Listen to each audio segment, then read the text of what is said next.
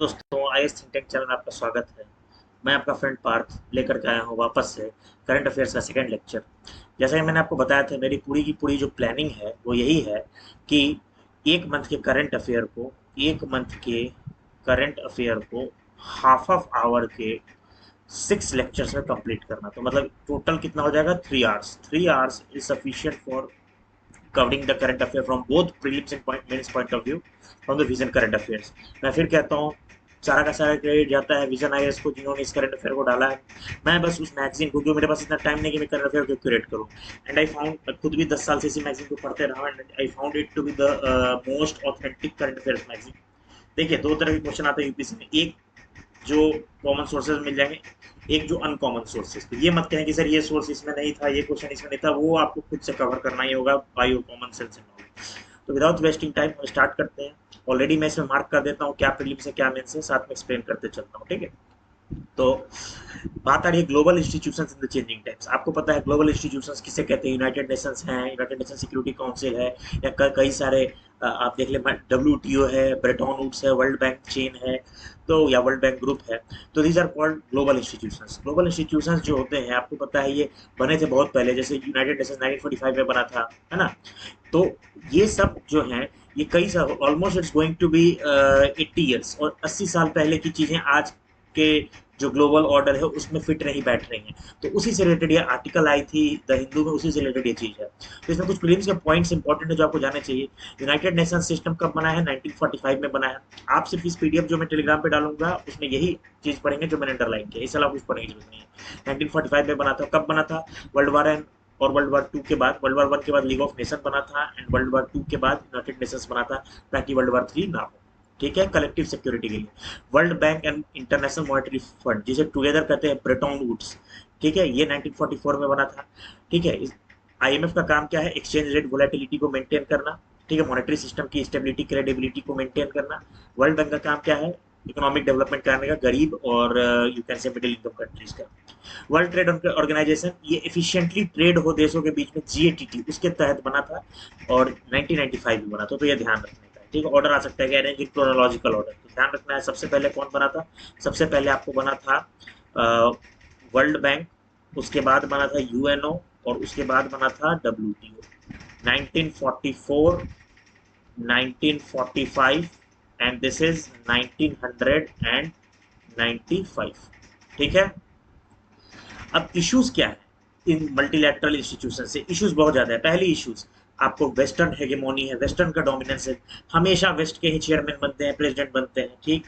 दूसरी चीज कि अंडर रिप्रेजेंटेशन है। अंडर रिप्रेजेंटेशन किस तरीके से है? आप देखिए, इंडिया एक फिफ्थ लार्जेस्ट इकोनॉमी है, ठीक है, पर उसे आप देखेंगे कि उसकी जो वोटिंग पावर है वो बहुत ही कम है आईएमएफ के अंदर, ठीक है। 2.75 उसके स्पेशल ड्राइंग राइट्स है। अंडर रिप्रेजेंटेशन हो गया, ठीक है। वेस्टर्न डोमिनेंस मैंने बता दिया।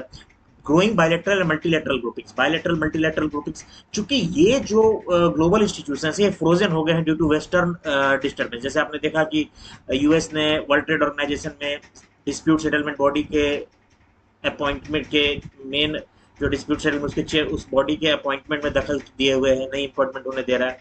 तो इसकी वजह से कई बायलैटरल बॉडीज आ गई हैं, मल्टीलैटरल बॉडीज आ गई हैं। जैसे ब्रिक्स बन गया, सार्क बन गया, ब्रिक्स बैंक बन गया। वीटो पावर का मिसयूज, अभी आप देखेंगे कि रशिया ने यूक्रेन के ऊपर सारे केसेस में वीटो पावर का मिसयूज कर दिया है। कश्मीरी चूका लटकने का कारण भी है, यूएसए पाकिस्तान की तरफ से वीटो कर देता था, और उस समय का तत्कालीन यूएसएसआर इंडिया की तरफ से वीटो कर देता था। फिर राइजिंग प्रोटेक्शनिज्म या ट्रेड वार, आप देख सकते हो ट्रेड वार बहुत फेमस चल रहा है from the time of Donald Trump and इधर तो जिनपिंग है, चाइना और यूएसए के बहुत एक तरह का ट्रेड वार चल रहा है।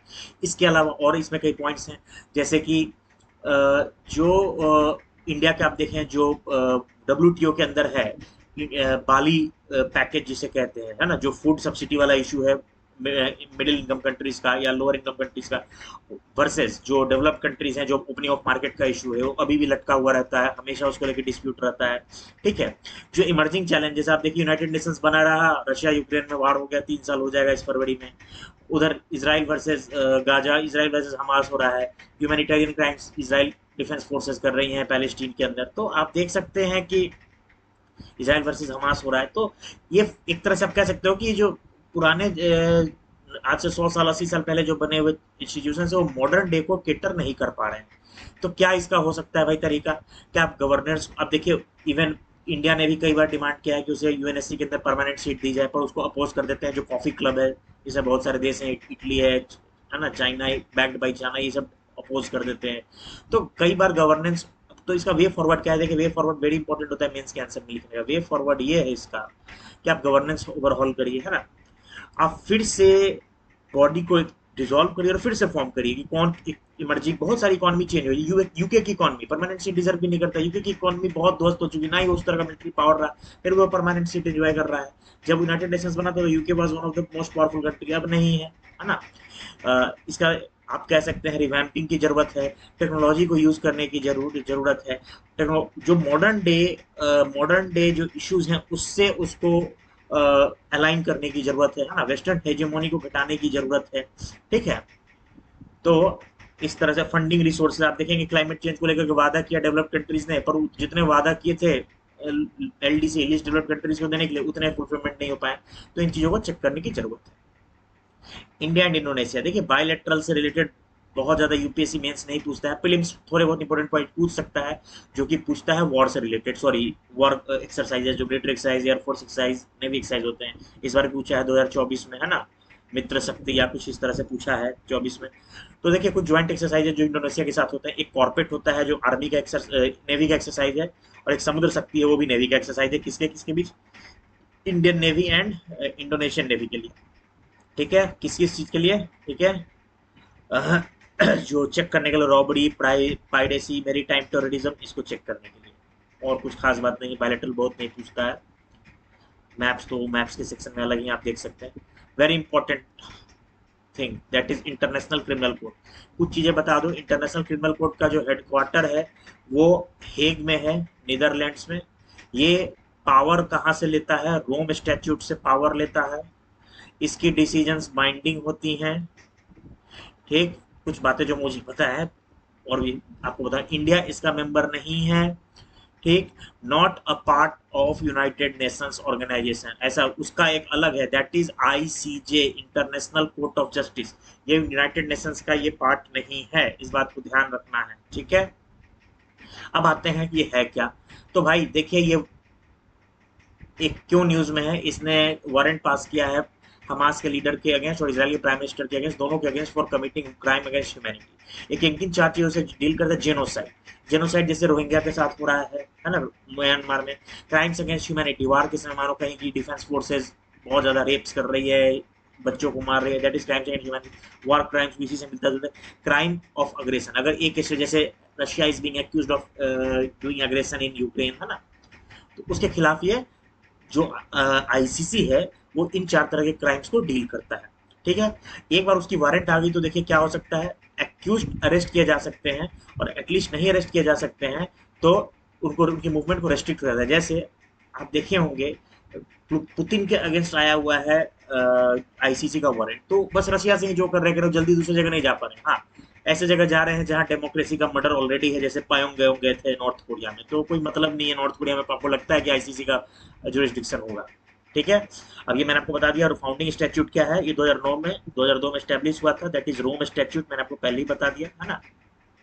Very important, India is not its member, Israel भी नहीं है, यूएस नहीं है, रशिया नहीं है, चाइना नहीं है। सोचिए, जो सारे पांच ऑलमोस्ट न्यूक्लियर स्टेट्स हैं, India, USA, Russia, China, not sure about Israel, ये सारे के सारे they are not parties to the Rome Statute. तो क्या ही ये एक टूथलेस बॉडी होगा। ठीक है, पैलेस्टीन इसका मेंबर है, याद रखना है, मलेशिया भी मेंबर है।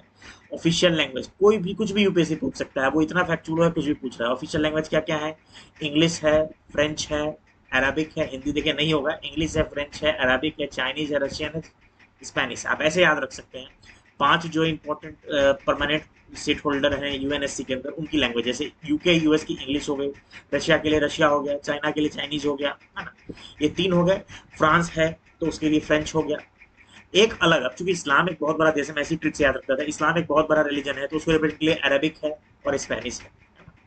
एनफोर्समेंट मैंने कहा बाइंडिंग है, लेकिन उसकी अपनी कोई पुलिस फोर्स याद रखिए नहीं होती है, वो स्टेट के कॉपरेशन पे डिपेंड करता है। किस पे डिपेंड करता है? स्टेट के कॉपरेशन पे डिपेंड करता है। ठीक है, इसके अलावा कुछ और बात बता दें, जो फंडिंग है ट्रस्ट फंड फॉर विक्टिम्स, एक ट्रस्ट फंड फॉर विक्टिम्स होता है, पूछा जा सकता है कि what is this trust fund for victims, पूछते नहीं है, मतलब प्रीलिम्स में आ सकता है। तो विक्टिम्स किसी देश में जो वॉर क्राइम्स हो रहा है, एग्रेशन हुआ है, उसमें वहां के विक्टिम्स को हेल्प करने के लिए ट्रस्ट फंड होता है। डिटेंशन सेंटर होता है, जो डिटेन किया उनको सेफ सिक्योर कस्टडी में डालने के लिए। एक इंपॉर्टेंट है कंप्लीमेंट्री प्रिंसिपल, ठीक है। तो ये कहता है, ये नेशनल क्राइम सिस्टम है उसको कॉम्प्लीमेंट करता है, मतलब आप कहीं वॉर क्राइम कर रहे हैं और आपके अगेंस्ट नेशनल जो सिस्टम वो एक्शन नहीं ले रहा है, तो उसको कॉम्प्लीमेंट करने ही आता है, ठीक है।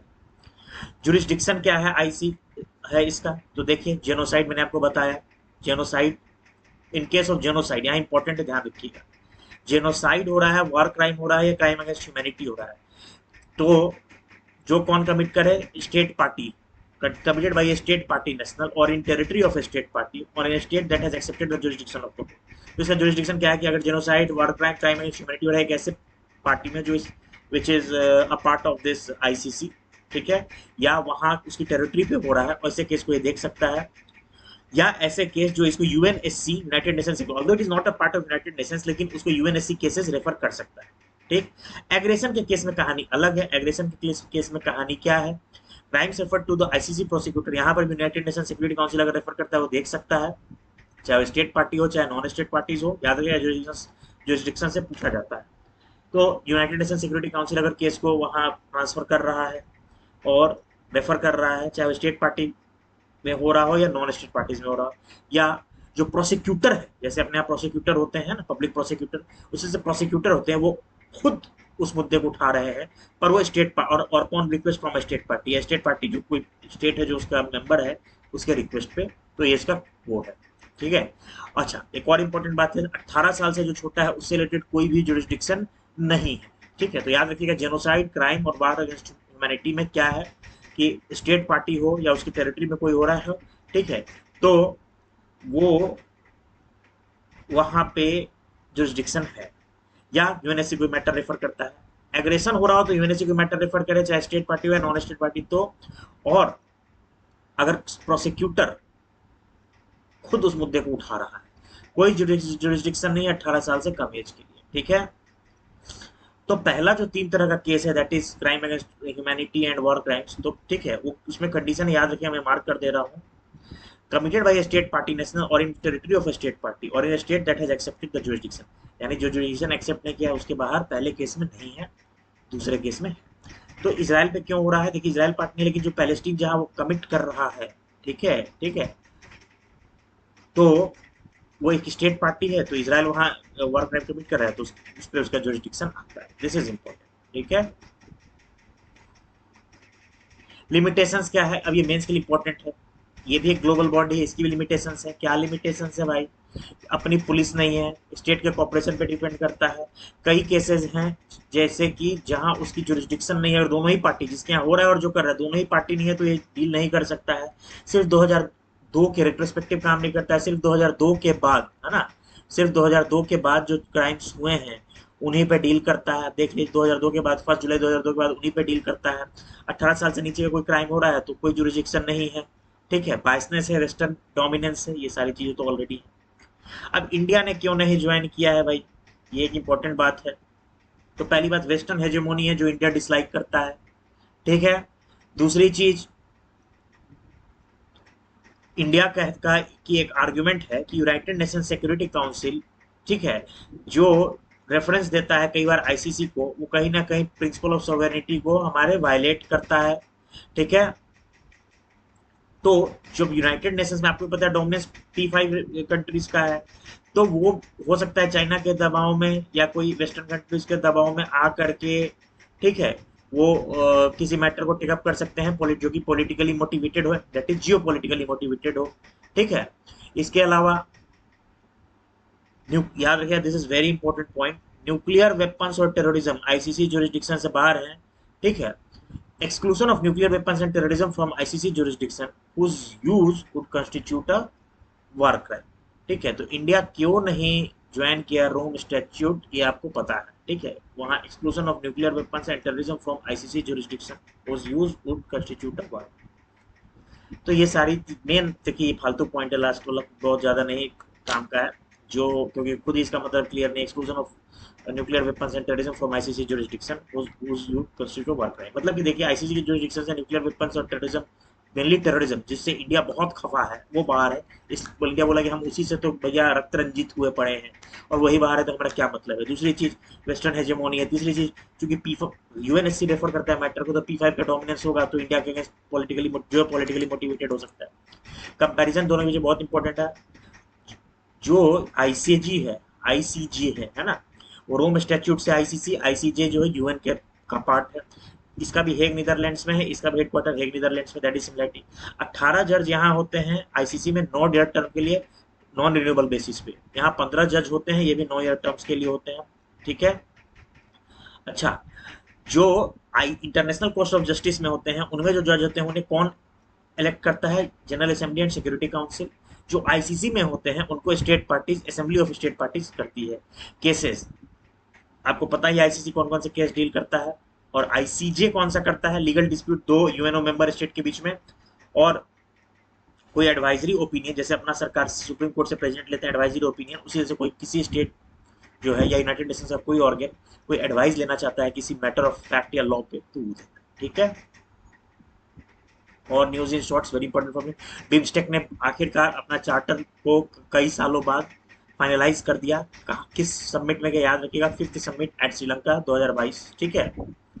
जो जो अडॉप्ट हुआ था फिफ्थ था, ठीक है, जो अडॉप्ट हुआ था 5th समिट इन श्रीलंका इन 2022, वो फाइनली मई 2024 में फाइनल केम इनटू फोर्स हो गया। बिम्स्टेक का चार्टर क्या है, जो उसे गोल्स, प्रिंसिपल्स और तमाम तरह की बातों को करता है। बिम्स्टेक बना क्या था? 1997 में बना था, बैंकॉक डिक्लेरेशन से बना था। ठीक है। कौन कौन मेंबर है? Bangladesh, India, Sri Lanka, Myanmar, Thailand. ठीक है।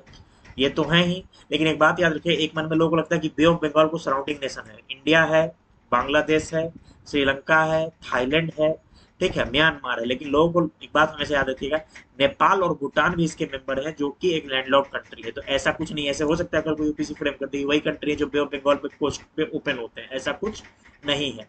ठीक है। पर्पस आपको पता है। कुछ इंपॉर्टेंट बात है, एक मास्टर कनेक्टिविटी प्रोग्राम है इनका, ठीक है, वो है। ठीक है। डिजास्टर मैनेजमेंट एक्सरसाइज है जिसको हम कहते हैं डीएमईएक्स, सॉरी, डिजास्टर मैनेजमेंट एक्सरसाइज डीएमईएक्स, ये बिम्स्टेक कंट्रीज का है। ठीक है। फुल फॉर्म क्या होता है, किसी ने पूछा? BIMSTEC, Bay of Bengal. ठीक है। अ, एक सेकेंड, जस्ट बिम्स्टेक मैं इसकी वो भूल रहा हूँ। Bay of Bengal multi sectoral technical, bay of Bengal multi sectoral technical and economic cooperation है। Bay of Bengal initiative, sorry, याद आ गया। ऐसी जब आप स्ट्रेस डालेंगे, सब कुछ याद रखने की जरूरत नहीं, लेकिन स्ट्रेस डालें तो आ जाता है। Bay of Bengal initiative for multi sectoral technical and economic cooperation. कौन कौन मेंबर है?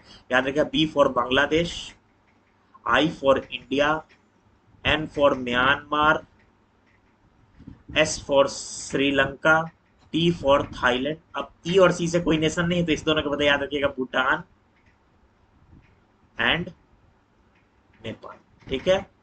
तो आखिरकार चार्टर उसका फाइनलाइज हो गया। कहाँ हुआ? श्रीलंका में हुआ। इससे क्या होगा भाई? इंडिया के एक्ट इस पॉलिसी को मदद मिलेगा। ठीक है। ठीक है। दूसरी चीज इसकी सिग्निफिकेंस क्या है? चाइना की हेजेमोनी को इंडिया चेक कर सकता है इसको बिम्स्टेक को यूज करके। BIMSTEC acts as a link between South Asia and South East Asia. ठीक है। और क्या है? एक ऑल्टरनेटिव फोरम है, जब से सार्क डिसफंक्शनल हुआ है 2016 के बाद से, अटैक के बाद से। ठीक है। शायद उरी अटैक था। चैलेंजेस क्या है? चैलेंजेस ये है कि स्लो ऑर्गेनाइजेशन प्रोसेस है, चाइना का डोमिनेंस है। ठीक है। आप देखो ना, एक स्लो ऑर्गेनाइजेशन प्रोसेस क्या है, इतने साल लगे, 27 साल हो गए 1997 से अभी, तो अब जाके चार्टर फाइनलाइज हुआ है। फिर कुछ मेंबर्स के अंदर स्ट्रेंड रिलेशन है, जैसे इंडिया नेपाल का भी बॉर्डर कन्फ्लिक्ट हो गया है, काला पानी, सुस्ता वगैरह को लेकर के, रोहिंग्या क्राइसिस को लेकर के बांग्लादेश वर्सेज म्यांमार भिड़े पड़े हैं, है ना। Next, second India US strategic dialogue on Africa. एक इंडिया यूएस स्ट्रेटेजिक डायलॉग है अफ्रीका को लेकर के, वो अभी सेकंड वो हुआ है। ठीक है। फर्स्ट डायलॉग हुआ था, ठीक है, जब अफ्रीकन यूनियन को as a permanent member of G20 accept किया गया था। इसकी सिग्निफिकेंस क्या है? स्ट्रेटेजिक सिग्निफिकेंस है इंडिया के लिए। आपने देखा चाइना, स्ट्रेटेजिक सिग्निफिकेंस है, चाइना जिबूटी में अपना एक नेवल पोर्ट बना दिया है, तो इंडिया को भी उसको आना होगा। इकोनॉमी वास्ट मिनरल रिसोर्सेज है अफ्रीका में। तीसरी चीज, पीपल टू पीपल कॉन्टेक्ट बहुत हाई है, इंडिया के कॉलेज में अफ्रीकन पीपल पढ़ते हैं। ठीक है। इंडिया के जो है कि हम मेक इन इंडिया करें, फिर उसे अफ्रीका भेजें, वहां से यूरोपियन मार्केट में कोई फ्री ट्रेड एग्रीमेंट है, हम उसे यूरोपियन मार्केट में ले जा सकते हैं। देन मल्टीलैटरल बॉडीज को प्रमोशन मिलेगा, अफ्रीका एशिया इकोनॉमिक कॉरिडोर है ना, इससे हमारे एक्सपोर्ट्स बढ़ेंगे। ठीक है, दूसरी चीज, इंडिया ग्लोबल साउथ का लीडर बन रहा है, उसमें मदद मिलेगी, चाइना की हेगेमोनी को हम चैलेंज कर सकते हैं। ठीक है, हमें रीजनल लीडर बनने उभरने में अपनी हमारी मदद मिलेगी। चैलेंजेस क्या है, चाइना एक बहुत बड़ा चैलेंज है, बहुत सारे अफ्रीकन कंट्रीज को अपने ओर खींच रहा है, वहां पर तरह तरह के वहां मिनरल की एक्सप्लोरेशन कर रहा है। ठीक है, सिक्योरिटी, ठीक है, हमेशा Africa is always known for coups, है ना, military destability, racial tension, ethnic cleansing, ethnic riots, है ना, सब हमेशा डिस्टर्ब होता है। इंडिया के कुछ इनिशिएटिव्स हैं अफ्रीका में, कोट कर रहे हैं, कंपाला प्रिंसिपल है जो पीएम मोदी ने दिया था 2018 में इंडिया अफ्रीका कॉपरेशन के लिए, याद रखिए, कल को अब तो पुराना हो गया, प्रीलिम्स तो नहीं है। एशिया अफ्रीका ग्रोथ कॉरिडोर है, India India technical and economic cooperation है, ह्यूमन डिजास्टर रिलीफ ऑपरेशन है। ठीक है, इंडिया ने ऑपरेशन वनीला किया था मेडागास्कर में जब फ्लड आया था। तो जिस तरह से आप इसको कंक्लूड कर सकते हो, पीएम मोदी से says that Africa is not a continent of darkness but continent of hope. और नो डाउट होप है, तभी चाइना, इंडिया, वेस्टर्न पावर सब उसकी ओर देख रहे हैं, सब लालच की निगाहों से देख रहे हैं कि भैया हम वहाँ एक्सप्लोरेशन करेंगे और हमारा इकोनॉमी बढ़ेगा। इंडिया की टेलीकॉम डिप्लोमेसी क्या होता है? टेलीकॉम डिप्लोमेसी है टेलीकॉम सेक्टर को यूज करके जिससे हम न्यू इन्वेस्टमेंट, लीडरशिप, पार्टनरशिप को अट्रैक्ट करते हैं। क्या क्या है स्टेप्स, स्ट्रेटेजिक पार्टनरशिप, कुछ खास बात नहीं है, मोबाइल कांग्रेस है वगैरह वगैरह, not much important. Animal diplomacy, भाई चाइना ने पहले भी पांडा डिप्लोमेसी किया है कि हम गिफ्ट करेंगे पांडा को, है ना, तो हमारे रिलेशन अच्छे होंगे, हम बिजनेस में बेनिफिट्स ले सकते हैं। वर्ल्ड पैनोरमा पे हमारा इमेज सुधरेगा। क्या सुधरेगा हमारा इमेज वर्ल्ड पैनोरमा पे? कि भाई हम इन्वायरमेंट कंजर्वेशन पे और ध्यान देते हैं। चाइना का जब बहुत ज्यादा हल्ला होता है कि इन्वायरमेंट को बर्बाद कर रहा है, तो उसने शुरू की थी पंडा डिप्लोमेसी। अभी एक और कंट्री ने शुरू किया है ऑर्गेन्तु डिप्लोमेसी, मलेशिया ने शुरू किया है। क्यों शुरू किया? क्योंकि मलेशिया को एक्यूज किया जा रहा था कि ऑयल पाम की वजह से पूरे जो फॉरेस्ट क्लीनिंग की जा रही है ऑयल पाम के जनरेशन के लिए, ठीक है, तो जो फॉरेस्ट की क्लीनिंग की जा रही है, तो उस क्लीनिंग की वजह से वहाँ पर उनकी जो हैबिटेट है ऑर्गेन्तुम की, वो खत्म हो रही है। तो इससे रिलेटेड, ठीक है, न्यूज़ में था। एक इस पे एथिकल, ऑस्ट्रेलिया का भी कोआला डिप्लोमेसी ऑस्ट्रेलिया ने भी किया था, एक एथिकल कंसर्न रहा है। एथिकल कंसर्न ये रहा है कि भाई आप एनिमल्स के एक हैबिटेट जो उसका मानो पांडा चाइना में शूट होता है, उसको उठा करके आप भेज दीजिए बांग्लादेश, तो फिर भी शूट करेगा, उठा करके भेज दीजिए साउथ पोल के पास कोई देश में, है ना, आर्कटिक के पास कोई देश में, तो वहाँ वो सेट नहीं कर पाएगा। तो आप एनिमल के हैबिटेट को, उसके राइट्स को नेग्लेक्ट करके, अवॉइड करके अपनी डिप्लोमेसी बढ़ाने की कोशिश करिए, कि हाँ एथिकल कंसर्न है। साउथ चाइना सी बहुत डिस्प्यूटेड है, उधर आपको वियतनाम, चाइना, है ना, सब उसको कंटेस्ट करते हैं। तो साउथ चाइना सी में 9 डैश लाइन बहुत फेमस है, यूपीएससी एक बार पूछ भी चुका है। अभी जो डिस्प्यूट हुआ है वो है फिलीपींस और किसका, सेकंड थॉमस सोल को लेकर के डिस्प्यूट हुआ है, किसके किसके बीच, चाइना वर्सेस फिलीपींस को लेकर के डिस्प्यूट हुआ है, सेकंड थॉमस सोल में लेकर के। 9 डैश लाइन जो है, ठीक है, व्हाट इज 9 डैश लाइन? एक इमेजिनरी लाइन चाइना कहता है जो most of the South China Sea को कवर करता है, और वहीं पर अपने जुरिडिक्शन की बात करते हैं ब्रूनेई, इंडोनेशिया, मलेशिया, ताइवान, सब। ठीक है, उसमें कई आइलैंड्स हैं जिसको लेकर डिस्प्यूट है, जैसे पारासेल आइलैंड्स है। ठीक है, चाइना कंट्रोल करता है पर ताइवान और वियतनाम क्लेम करते हैं। स्प्रैटली आइलैंड है, चाइना, ताइवान, वियतनाम, फिलीपींस सब क्लेम करते हैं। सेकंड थॉमस शोल, ठीक है, वो स्प्रैटली आइलैंड के पास है। किसके पास है? याद रखें, ये सवाल प्रीलिम्स का कभी भी उठ सकता है। स्प्रैटली आइलैंड है चाइना का, उसी के पास है सेकंड थॉमस शोल, जिसको लेकर के डिस्प्यूट है। स्कैलबोरो शोल है ना, चाइना, ताइवान उसको क्लेम करते हैं। आपका होमवर्क है कि इनको नॉर्थ टू साउथ ऑर्डर देख ले इन सारे आइलैंड्स का। कौन कौन आइलैंड्स का? स्प्रैटली आइलैंड, एक अप्रोक्सीमेट आप एरिया देख ले 9 डैश लाइन का, जिसमें 4 आइलैंड आते हैं, that is Spratly island, Paracel island, Scarborough island, and ये सारे आते हैं। ठीक है, और उसी में एक है सेकंड थॉमस सोल जो स्प्रैटली आइलैंड के समीप आता है। मिडिल पावर किसे कहते हैं? देखिए, मिडिल पावर उन कंट्रीज को कहते हैं जो बेसिकली जो ग्रेट पावर्स नहीं है लेकिन ग्रेट काफी इन्फ्लुएंस है, एक तरह से मिडिल क्लास फैमिली होते हैं, उसे मिडिल क्लास कंट्रीज है, जो ना तो बिल्कुल लीस्ट डेवलप्ड कंट्रीज में आते हैं, ना ही बिल्कुल यूएस, यूके, रशिया के जैसे हाई डेवलप्ड कंट्रीज आते हैं, मिडिल क्लास कंट्रीज आते हैं। जैसे उसमें इंडिया है ना, और आप कह सकते हो अर्जेंटीना है, ब्राजील है, इंडोनेशिया है। ठीक है, तो इन्हें कहते हैं मिडिल इनकम कंट्रीज और मिडिल पावर कंट्रीज, ठीक है। पर वो भले वो है, पर वो उभरते हुए देश है।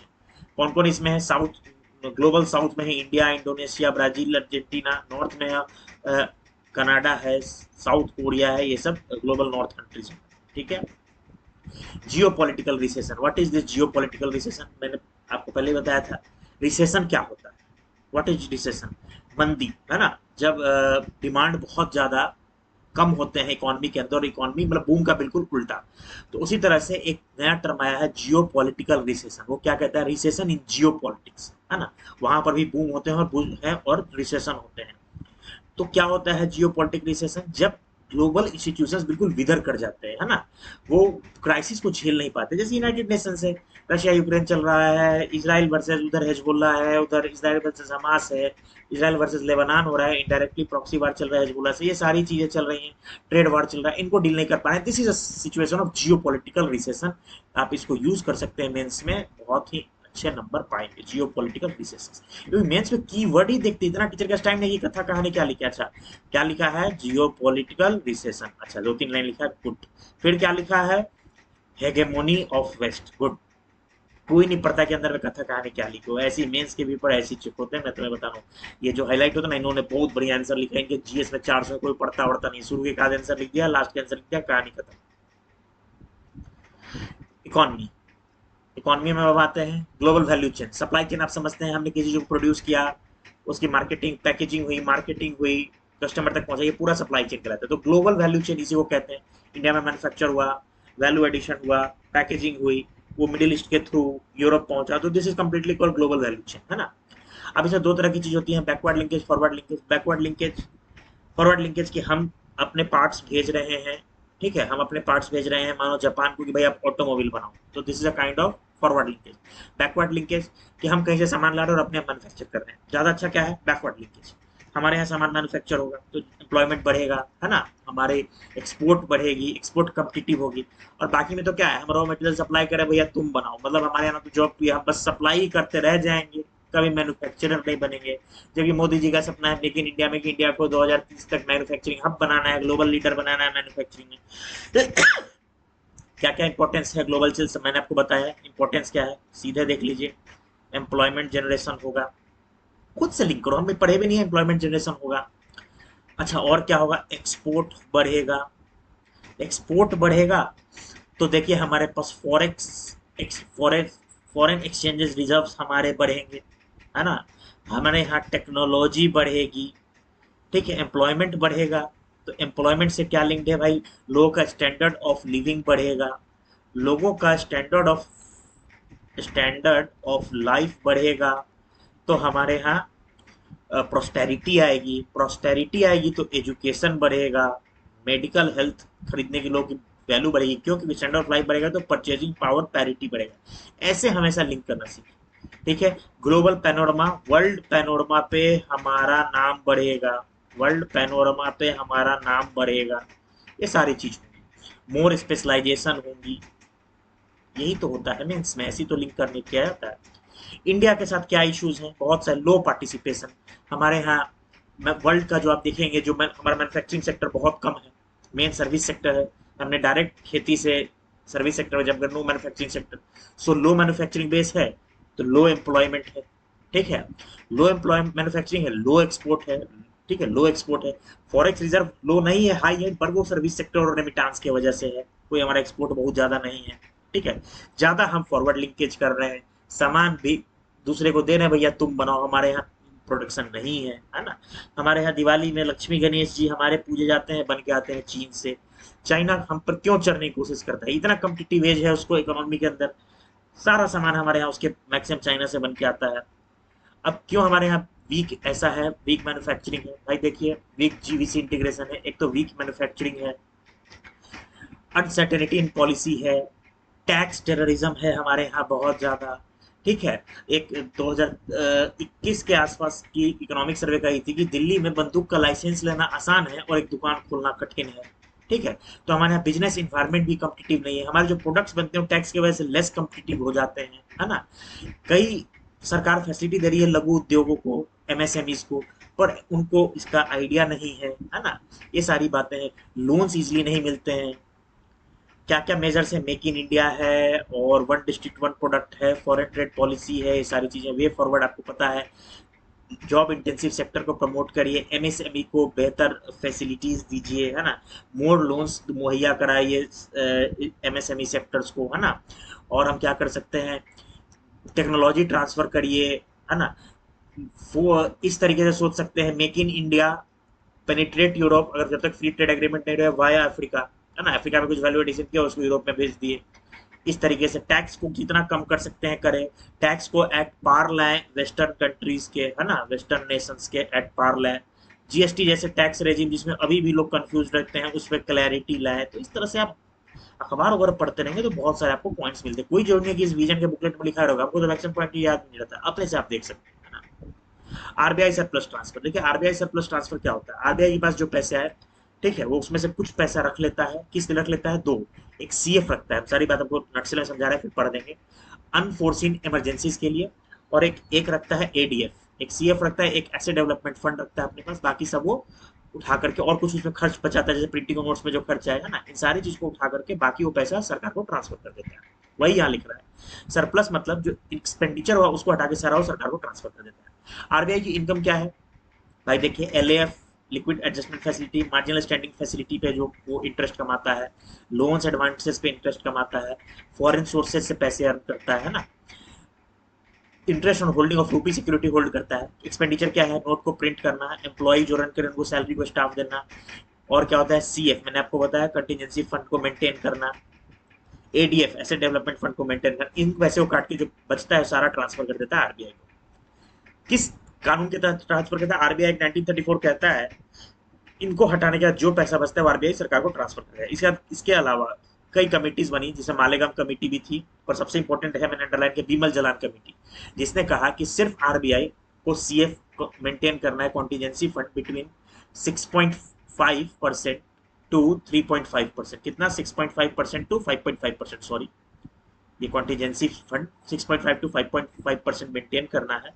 और जो रिमेनिंग बैलेंस शीट है, ठीक है, वो क्या करना है गवर्नमेंट को, जो आरबीआई की बैलेंस शीट की 5 या 6% रखना है, बाकी सब वो ट्रांसफर कर देना है गवर्नमेंट को, ठीक है। और इसमें जो बात है वो है इकोनॉमिक कैपिटल, ये कुछ खास बात नहीं है, ठीक है। हाँ, एक और चीज है, एक तो आपको सीएफ रखना है 6 से 5%, एक इकोनॉमिक कैपिटल रखना है 20 से 25%। तो टोटल आपको मान लो कि अप्रोक्सीमेटली 30% बैलेंस जो आरबीआई के बैलेंस शीट पे है उसको आरबीआई को अपने पास रखना है। रिमेनिंग जो 70% है वो किसको कर देना है? ट्रांसफर, गवर्नमेंट को ट्रांसफर कर देना है, ठीक है। अभी इकोनॉमिक कैपिटल सर क्या है? इसमें क्या include? Capital, reserve, risk provision, revaluation balances, ये सब चीज, ठीक है, को वो मेंटेन करना है। जो ज्यादा हमें डिटेल में नहीं जाना है, आरबीआई एक्ट थोड़ी ना पड़े, पर पता होना चाहिए कि हाँ भाई 30% के आसपास, जिसमें सीएफ को मेंटेन रखना है, asset development fund, economic capital, ये सारा चीज मिला के 30% के आसपास होता है, उसको रखना है, बाकी गवर्नमेंट को ट्रांसफर कर देना है, ठीक। अब प्रश्न आता है कि benefits of surplus transfer for government क्या होगा? भाई पैसा आएगा तो फिजिकल फिजिकल डिफिसिट घटेगा हमारा, रेवेन्यू डिफिसिट कम होगा, हम टारगेट मीट कर सकते हैं, ठीक है। गवर्नमेंट जो बोरोइंग करता है, मार्केट से उठाता है, वो बोरोइंग खत्म हो जाएगा, ठीक। और जब गवर्नमेंट कम बोरो करेगा तो क्राउडिंग आउट इफेक्ट कम होगा, तो प्राइवेट सेक्टर के लिए लोन अवेलेबल होगा, और ये कहीं ना कहीं प्राइवेट सेक्टर उसको पंप करेगा, बिजनेस साइकिल में बिजनेस फ्लोरिश करेगा, तो एम्प्लॉयमेंट जनरेट होगा, इकोनॉमी फ्लोरिश करेगा, ठीक है। कीपिंग इंटरेस्ट रेट्स लो, ठीक है। ये सारी चीजें उसकी आप कह सकते हो कि बेनिफिट्स हैं सरप्लस ट्रांसफर की। तो देखिए ये आपका यहाँ तक आज मैं एंड करता हूँ, ऑलमोस्ट 35 मिनट्स। तो सेकेंड लेक्चर था आज, इसी तरह से आप समझ लो कि कम से कम 120 पेजेस के आसपास डील करना होता है ना। तो आप समझ लो कि 35-35 मिनट के 5 से 6 लेक्चर, तब भी वो कम से कम 2.5-3 घंटे का होगा, है ना। तो 3-3.5 घंटे का, एक महीने का 3-3.5 घंटे का लेक्चर देख लो, प्री मेंस सारे से छुटकारा पाओ, ठीक है। तो इसी के साथ मैं कहना चाहूँगा, चैनल को लाइक करें, शेयर करें, सब्सक्राइब करें, कमेंट करें, जितना शेयर हो सकता है शेयर करें। और इसी के साथ आज मैं विदा लेता हूँ, ठीक है। बाय बाय, गुड नाइट, सब खैर, शुभ रात्रि।